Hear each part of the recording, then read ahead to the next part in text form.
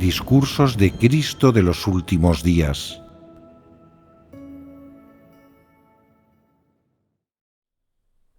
Palabras sobre el conocimiento de la obra y el carácter de Dios. Fragmento. La blasfemia y la calumnia contra Dios son pecados que no se olvidarán en esta era ni en la siguiente, y aquellos que los cometan nunca se reencarnarán. Eso significa que el carácter de Dios no tolera ofensa del hombre. Sin duda, es cierto que la blasfemia y la calumnia contra Dios no se perdonarán en esta era ni en la siguiente. La blasfemia contra Dios, sea o no intencionada, es algo que ofende a su carácter, y decir palabras blasfemas contra Dios, por la razón que sea, sin duda va a recibir condena. Sin embargo, hay quienes dicen palabras condenables y blasfemas en situaciones en las que no entienden esto, o cuando otros les han engañado, controlado y reprimido. Tras decir estas palabras, se sienten incómodos, como si les hubieran acusado, y albergan muchos remordimientos. Después, preparan suficientes buenas obras al tiempo que adquieren conocimiento y cambian en este sentido, por lo que Dios ya no recuerda sus transgresiones anteriores. Debéis conocer con precisión las palabras de Dios y no aplicarlas con arbitrariedad, según vuestras nociones y figuraciones. Debéis entender a quién van dirigidas sus palabras y en qué contexto habla. No debéis aplicar arbitrariamente las palabras de Dios ni definirlas de un modo casual. Aquellos que no saben experimentar no hacen introspección acerca de nada y no se comparan a sí mismos con las palabras de Dios. En cambio, los que han tenido algunas experiencias y poseen algo de percepción tienden a ser hipersensibles, comparándose arbitrariamente con las palabras de Dios cuando leen sobre sus maldiciones o sobre cómo detesta y descarta a las personas. No entienden las palabras de Dios y siempre lo malinterpretan.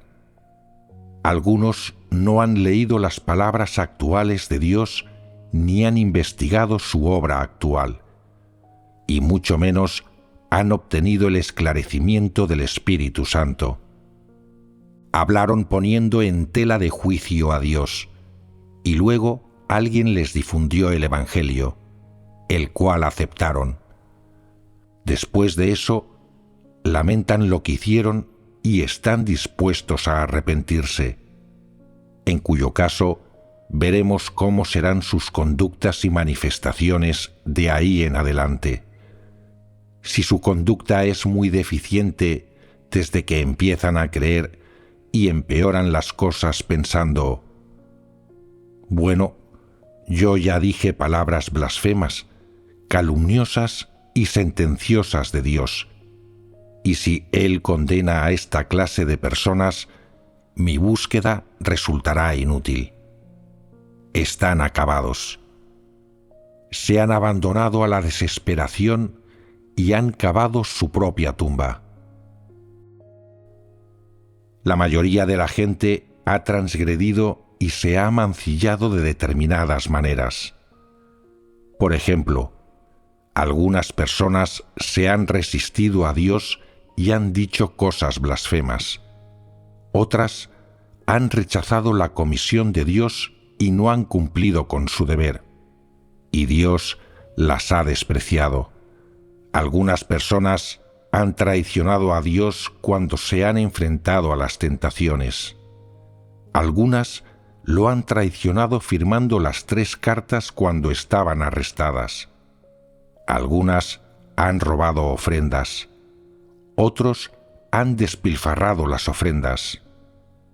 Algunos han perturbado a menudo la vida de Iglesia, y han causado daño al pueblo escogido de Dios. Algunos han formado camarillas y han maltratado a otros, dejando la Iglesia hecha un desastre. Algunos han difundido a menudo nociones y muerte, perjudicando a los hermanos y hermanas. Y otros se han dedicado a la fornicación y la promiscuidad, y han sido una terrible influencia. Baste decir que todos tienen sus transgresiones y manchas. Sin embargo, algunas personas son capaces de aceptar la verdad y arrepentirse, mientras que otras no pueden y morirían antes de arrepentirse. Por tanto, se debe tratar a las personas de acuerdo con su esencia naturaleza y con la consistencia de su comportamiento. Los que son capaces de arrepentirse son aquellos que creen realmente en Dios, pero en cuanto a los que no se arrepienten de veras, a aquellos que deben ser apartados y expulsados, eso precisamente es lo que va a sucederles. Algunas personas son malvadas, otras son ignorantes o necias, y otras son bestias. Todo el mundo es diferente. Algunos malvados están poseídos por espíritus malvados, mientras que otros son lacayos del diablo Satanás. Algunos son especialmente siniestros por naturaleza, mientras que hay quienes son deshonestos. Otros son avariciosos respecto al dinero, y algunos disfrutan con la promiscuidad sexual. Cada persona tiene un comportamiento diferente, por lo que hay que considerar a todas las personas de forma integral, de acuerdo con su naturaleza y sus comportamientos habituales. Según los instintos de la carne mortal del hombre, toda persona tiene libre albedrío, sea quien sea. Puede pensar sobre las cosas según las nociones del hombre, y no posee la facultad de penetrar directamente en el mundo espiritual, ni modo alguno de conocer su verdad. Por ejemplo, cuando crees en el Dios verdadero y quieres aceptar esta etapa de su nueva obra, pero no ha venido nadie a difundirte el Evangelio y sólo la obra del Espíritu Santo te está esclareciendo y guiando a alguna parte, entonces tu conocimiento es muy limitado. Es imposible que sepas qué obra está haciendo Dios ahora y qué conseguirá en el futuro. La gente no es capaz de entender a Dios, no tiene la facultad de hacerlo. Tampoco tiene la facultad de comprender directamente el mundo espiritual ni entender en profundidad la obra de Dios, y mucho menos puede servirle por voluntad propia, igual que un ángel, a menos que Dios primero conquiste, salve y reforme a las personas mediante sus palabras, o las riegue y las supla con las verdades que Él expresa. Éstas no podrán aceptar la nueva obra, alcanzar la verdad y vida, ni llegar a conocer a Dios. Si Él no realiza esta obra, en su interior no tendrán nada de esto. Es algo que viene determinado por su instinto. Así, algunos se resisten o se rebelan, lo que provoca la ira y el odio de Dios. Pero Él trata cada caso de manera diferente. Trata con cada uno de ellos por separado, según el instinto del hombre. Cualquier obra que realice Dios es apropiada. Él sabe qué hacer y cómo hacerlo, y no cabe duda de que no va a obligar a nadie a hacer nada que no le permita su instinto. El manejo que hace Dios de cada persona se basa en las situaciones reales de las circunstancias y el trasfondo de ésta en ese determinado momento, así como en las acciones y el comportamiento de esa persona y en su esencia naturaleza. Dios nunca se equivoca con nadie. Esta es una faceta de la justicia de Dios. Por ejemplo, Eva fue seducida por la serpiente para que comiera el fruto del árbol del conocimiento del bien y del mal. Pero Jehová no le recriminó al decirle: «Te dije que no lo comieras. ¿Por qué lo hiciste igualmente?» Deberías haber tenido discernimiento. Deberías haber sabido que la serpiente solo te habló para seducirte. Jehová no reprendió así a Eva.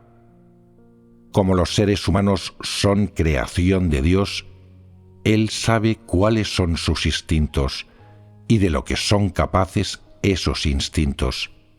Hasta qué punto las personas pueden controlarse a sí mismas y hasta dónde pueden llegar. Dios sabe todo esto con bastante claridad. El manejo que Dios hace de una persona no es tan sencillo como la gente se imagina. Cuando su actitud hacia cierta persona es de aversión o repulsión, o cuando se trata de lo que esta persona dice en un contexto determinado, Él tiene un buen conocimiento de sus estados. Esto se debe a que Dios escruta el corazón y la esencia del hombre. La gente siempre piensa: Dios solo tiene su divinidad. Él es justo y no admite ofensas del hombre. Él no considera las dificultades del hombre ni se pone en el lugar de la gente. Si una persona se resiste a Dios, Él la castigará. Las cosas no son así en absoluto. Si así es como alguien entiende su justicia, su obra y su tratamiento de las personas, está gravemente equivocado. La determinación de Dios del desenlace de cada persona no se basa en las nociones y figuraciones del hombre, sino en el carácter justo de Dios. Él retribuirá a cada persona según lo que haya hecho. Dios es justo, y tarde o temprano se encargará de que todas las personas queden convencidas, de principio a fin.